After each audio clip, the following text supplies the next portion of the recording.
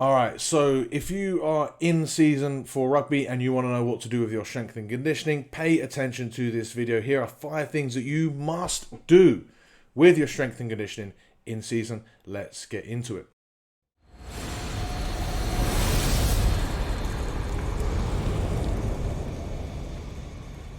What's going on, everyone? I am TJ. I'm the guy behind Rugby Muscle. We specialize in rugby, strength and conditioning and performance, and nutrition as well for amateur rugby athletes. That's 99.9% of people that play rugby are amateurs, so we don't think that you should necessarily be training like the pros, and we'll talk about that as things that you should be doing in season and how you should be approaching that training in this video. And at this stage, I'll already ask you for a quick thumbs up before we get into the nitty gritty of the video as I click my wrist. Hit subscribe if you're new. Let me know any thoughts that you have or what you do for your in-season in the comments below. And maybe if you make any of these potential mistakes that I'm going to cover, let me know in the comments below and hopefully we'll try and correct that. If you're a new subscriber, I already said that. But also, if you're interested in one-on-one coaching, I'll put that link also in the description below, how you can work with me to get a completely tailored program and nutrition approach that works for you, fits around your schedule, and adjusts to exactly what you need by working with me one-on-one. I'll put the link to how you can apply for coaching in the description below, and also when programs are released, they'll also go there as well. So without further ado, we're not going to introduce this or do any overview. We're going to get straight into it. First thing you have to do of number one of five is make improvements. You must make improvements in season. This isn't I guess this one is already kind of an overview, but it's a point that must be made. So many rugby players get to the season and then they go, okay, well, obviously I can't make any improvements. Obviously I can't get stronger or get bigger or get faster or fitter, or I can't really make improvements in the season. I'm in season. How does that even make sense? Nah, that's not the approach you need to make. You should be making improvements. Just because you've got rugby, and that's for most amateurs, that's twice a week. Sometimes it's once. Sometimes it can be 3 times a week, but for most, it's once or twice, plus your games. That does not mean it's impossible to, or even that difficult to make progress. People that are, right now the Rugby World Cup is going on. Those guys are still in the gym. They're not necessarily making groundbreaking progress, but they're putting in work that could lead to future progress. And that's what you should be eyeing up as well in season at the bare minimum. And if that's an approach that you must take if you're to maximize your ability to play rugby, but also your performance, your strength, your all your physical abilities, your conditioning, your agility, all that stuff, your athleticism. If you're going to maximize that stuff and you're going to get the most out of yourself and you're going to continue to make progress, you must make progress in season because of the amount of time that you're going to spend in season. Especially for guys that play in like the English leagues and Northern Hemisphere leagues, those are a long time. The Americans sometimes get a shorter break, and down south in Australia and New Zealand get a little bit of a shorter season. But still, that means that if you give up during your season, you have to stop and start again. And if you're only allowing your progress to be made in the off season, you're leaving yourself shortchanged. You're leaving yourself with a much bigger restriction on the progress or the time that you have to make the progress that you need to make, and you're having to make up for lost ground because you're not making up that ground in season. It doesn't have to be like remarkable. It doesn't have to, and the work that's needed to progress is never going to be groundbreaking. It's not 7 to 10 strength and conditioning sessions a week. But it needs to be done. You must accept that you should be making progress in season. Number 2, in order to do this, you must be proactive with your time. In off season, because you don't have your rugby training and your games, maybe your weekends are completely free. You're allowed to sort of wing it, and maybe you get to you finish work on a Tuesday and you go, okay, maybe I'll go to the gym. Yeah, let's go to the gym, and you have a good gym session and whatever. Like that's still a crappy approach. But you definitely can't do that in season. In season, you need to figure out exactly when you're going to be able to train. Because even if you're training 2 or 3 times a week, I always recommend like the minimum twice a week is still enough to make progress. But if you've got a really hectic schedule and you need to arrange your training around your rugby training, your work schedule, your family life, all this extra stuff, you have to put it in your schedule. You have to put it in so that you've got a session to miss. If you're just going to figure out, like if you've just got 3 sessions to make and you don't know when you're going to do them, and you just try and figure out them as the week goes by, you're never going to hit it. You're going to miss out on sessions, and you're not really missing out on sessions. You're just not doing the sessions. Whereas if they're in your calendar, you've got to go and make them. Maybe get yourself an accountability buddy or a coach. Have yourself sessions to miss so that you suffer the consequence of missing a session when you miss the session, rather than getting to the end of the week and going, didn't train this week. That's not an approach that's going to work. So maybe you once you realize and you look at your schedule, you realize that you can have to train in the mornings or you have to train in your lunchtime, which might only mean 30 minutes. That's still absolutely doable. Go back and watch through the videos from the rest of the channel in order to see how we can do that. Or maybe what I recommend is if mornings or lunch are out because you work really late or because rugby training's really late and you have to wake up, at a reasonable hour and not too much time before work. Potentially post-work is always a good option as well for some people that finish a little bit earlier, and maybe you have time between work and training, or you have time between work and going home. I would do that so that you don't go home and then get tired and then have to go back out to the gym, and then the gym's rammed as well at that point. So post-work is always a good time. Whatever it is, look at your calendar, be prepared. I also think Thursdays and Fridays, and especially Sundays as well, like one of those three, if not two of those 3 days, should be filled with a training slot as well. You cannot be afraid of being too fatigued. If you do, you don't have to trash yourself in the gym. You just need to get work done. So if that's 10 sets of power work, so it's, one set of 4 jump scenarios, and then 2 sets or 2 different exercises of Olympic lifts or heavy power work. That's it. That's 10 sets. That's not going to fatigue you for your game. It's actually going to prime you for your game. Again, go back and look on other videos on the channel to see how we train the day before a game. Don't be afraid of being too sore. When I played, I was petrified of underperforming and being underfueled. I realize now that I was just not fit enough and not prepared enough in general. But one of the biggest things that you can do is use that Friday session, not just to pump you up and to get you primed for the Saturday game, but also to make progress, to actually give yourself time to work on your power, and then it has the best of both worlds. You improve your power and you're more prepared for your game. You're not feeling stiff, you're not feeling nervous or anxious or a little bit tired ahead of your game on that Saturday. You're feeling nice and prepared. Sundays, yes, they could be called recovery workouts, but they're really just conditioning. If you go out and get some zone 2 work done and you really work on your aerobic capacity, that is going to be huge for your conditioning, and it's also going to get that blood flow and help you feel good and promote blood flow and quote unquote recovery. I hate calling that recovery because that's people overthinking it, but it does allow you to feel a little bit fresher going into the week. Now, of course, one of these days could be a rest day. That would absolutely be fine.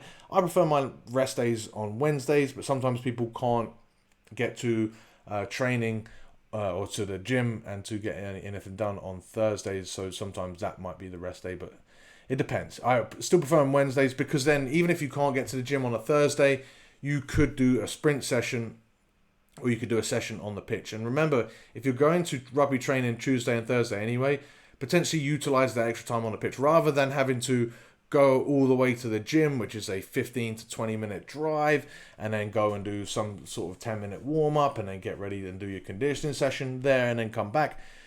Go to rugby a little bit early, do your prep work there and do 10 minutes of sprints. All of a sudden you've had a quality sprint session. You haven't wasted any extra time. You've got real quality work in, and you're already at the rugby club anyway. So really something that you must do if you're going to make progress in season, which you should all be doing, is being proactive with your time, setting a schedule and sticking as best you can to that schedule, and also adjusting that schedule as you go. So if you realize week on week that this schedule isn't working, maybe you can't make those Thursday sessions, you divvy that workout elsewhere. Number 3, train speed and conditioning. This is something that you have to really focus on as a rugby player, because rugby alone isn't going to take care of your speed needs.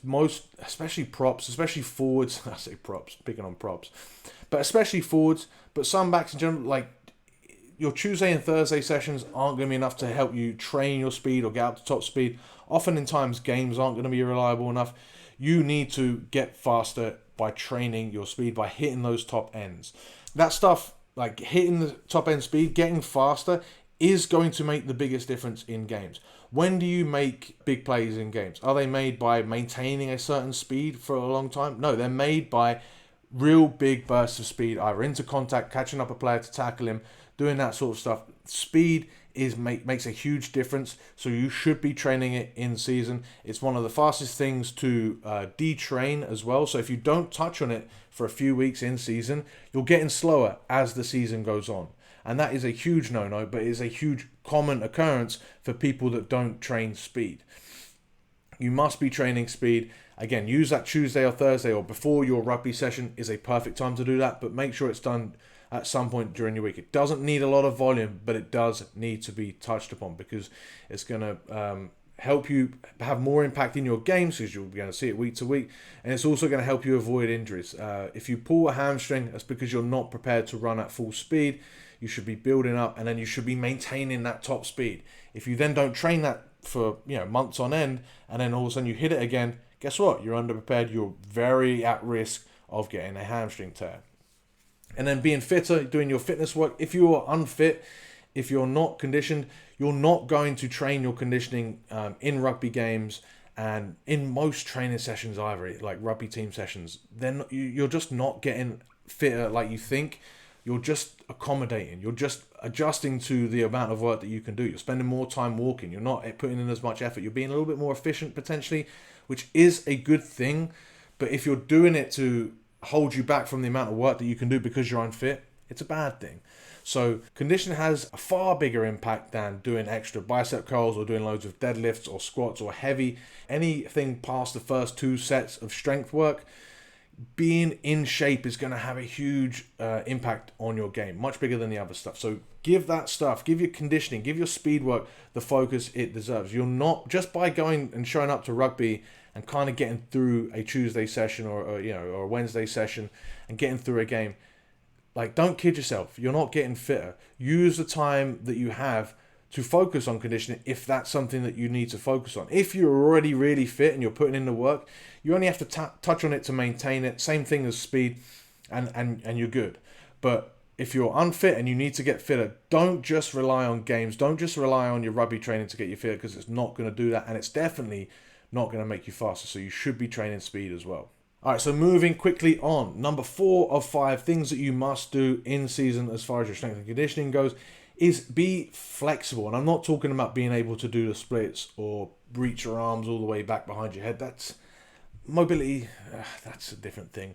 We're talking about being flexible with your progress. So yes, you should have a program in place. You should have goals. You should be making progress in season, and you should have that aim. But there are going to be times when your coach decides to put you through the grinder because you lost, and he doesn't know any better. He thinks that you need to be punished because you lost, not that he needs to be punished because it's actually his fault because he made you unprepared, or because your team isn't good enough and that's just how it is. Whatever the case may be, and whatever your coach's philosophy is on fitness, you have to be flexible, because it could also come up in games. It is a very common occurrence where 1 week an athlete can get through kilometers and kilometers of work, lots of collisions, lots of really high impact work, played for 80 minutes, did loads of stuff, and then the next week they got subbed off after 5 minutes, or they got or that's a bad example. Maybe they didn't get injured because that wouldn't work. Maybe they were just playing fullback, or maybe the game didn't go towards them. Maybe they got smashed and they just kept walking behind their posts, or maybe their team was smashing them.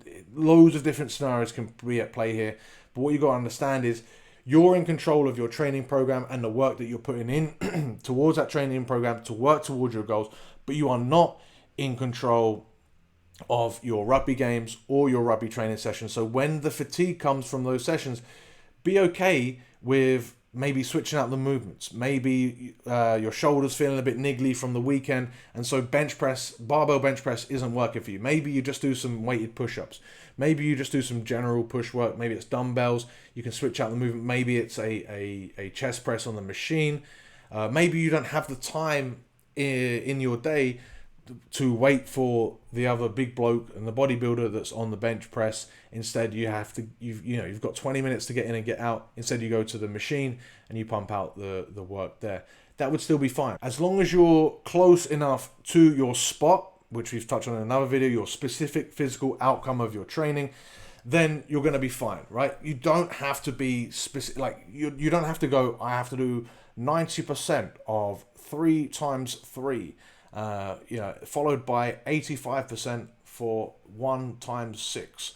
Like, that's not how it works, and that's a terrible example of the percentage work. But you shouldn't be sticking towards percentage work mostly in season, unless it's, sometimes I'll do it when it's like fairly backed off enough that you've got loads of room to keep recovery in your back pocket, and you're going to be fine. But for the most part, you have to be flexible. You can't have a rigid program where you have to do all this amount of work and you feel bad if you don't do it. Sometimes, you might have to skip out on sessions. Sometimes, quite often, during the season, you're going to have to pull back, and that's okay. You just got to figure out what you can do. So maybe you'll wake up on a Thursday knowing that you've still got a game on Saturday, but you've been put through the grind. You had a tough game on Saturday and you lost, and then your coach put you through the grinder on Tuesday as well, and then your girlfriend broke up with you on Wednesday and you didn't get any sleep. Is it a good idea to go and still lift heavy on Thursday? Probably not. Could you do something else? Probably. Is it the end of the world if you don't? No. I'm not going to keep on asking myself questions in this hypothetical scenario. I'm going to move on. Okay? Just understand that you have to be flexible, and that's okay. As long as you're in the general trend of going into the direction that you want and you're still continually putting in work, you're going to, in the long run, get the results that you want, as long as you're staying there. And ideally, yes, you do stick with the same movements, and you do stick with progression in that way, and you do stay close enough, and you're following the program to the T. But we don't live in an ideal world, particularly when we're in rugby season, so you should be okay with not every single week, and it's not, you're not just throwing it out and you're just figuring out what you do each day, depending on how you feel. You're still sticking with a program, you've still got intent there, and you have that intention for each movement, for each session, but you're doing what you can to accommodate when things aren't perfect, okay? And you're staying flexible. And then finally, number 5, staying consistent and showing up. Because you have to be flexible, this is really important, or this is probably more important than being flexible, or this allows you to be flexible because you're showing up week on week on week during the season, and because you're showing up even when you are feeling tired. That's when it's okay to change the movement out every now and again.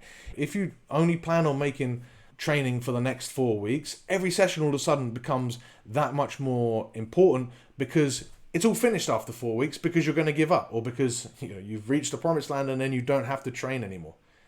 Hint, hint, that's not how training works. Instead, what you need to do is consistently show up. So rather than starting and stopping and you just have no momentum, like I said, this is one of the big reasons why it's important to train in season in the first place. Keep showing up and keep putting in the work. And as long as your work stays close enough, and as long as you're consistently there, you're going to continue to make progress. Not only are you going to continue to make progress, but when the off season comes and when the time comes, like when fatigue dissipates, when maybe you've got some spots in your schedule, some spots with your stress, where it's a lot easier to get in a lot more work, you've built the capacity, you've built the foundation with your quality training that you've done in season to really push the boat out, to really push the amount of work that you can do because you're fitter, because you've got that foundation, not only just with your physical structures within your aerobic conditioning and your muscularity and your hypertrophy in order to really actualize those gains as far as strength and power goes, but also with your habits, with the fact that you now associate yourself with going to the gym 3 or 4 times a week, or even twice a week, when before you never went to the gym. Okay? Staying consistent and continuing to show up is going to be the thing that makes it's it. If you don't stay consistent, if you don't show up, the rest of it doesn't really matter, because you're not going to get any results. The graph here on the top indicates compounding gains or compounding interest.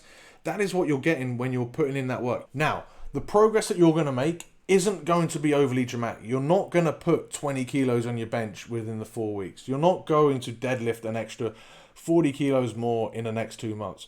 But you are going to make small improvements, and they might not even show themselves as much. You might even be lifting the same weights week on week on week. But you're doing that with more fatigue, you're putting in that work, and that work is going to pay off. And probably you're going to be feeling that work paying off in games. As long as it's structured, especially if you're doing the speed work and the conditioning work that you should be doing, you will feel that in games, not necessarily week on week, but Month to month, you will, like, you'll feel, if you're playing in December and you've been doing this work since September, you should definitely be feeling better out on the pitch come December than you did back then. And you'll be fit, like, that will be something that you notice. There's no specific measurable outcome that we need. We don't need to measure your 5K time.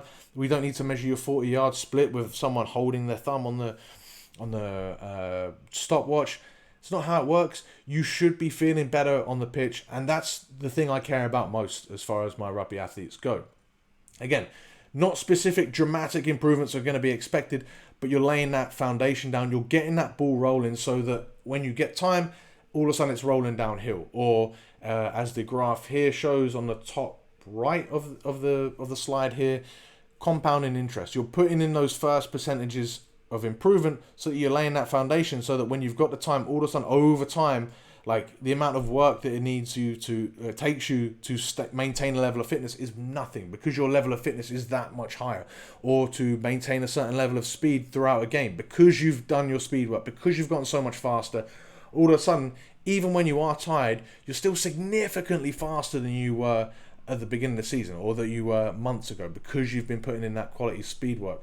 And then even then, because you've been putting in the conditioning work, you're not going to get as tired as often anyway. So what you're doing here with training in season isn't about making dramatic progress that you're seeing in the gym week to week. It's about laying the foundation for quality pushes in the future when you're in the off season to take advantage of those in the gym, particularly when it comes to like hypertrophy and like conditioning as far as like running speed times go. But on the pitch, you should be seeing this work paying off month to month, and that's what matters. That's why you're in the gym, because you want to be a better rugby player and you're laying some quality foundation for all of that stuff to come.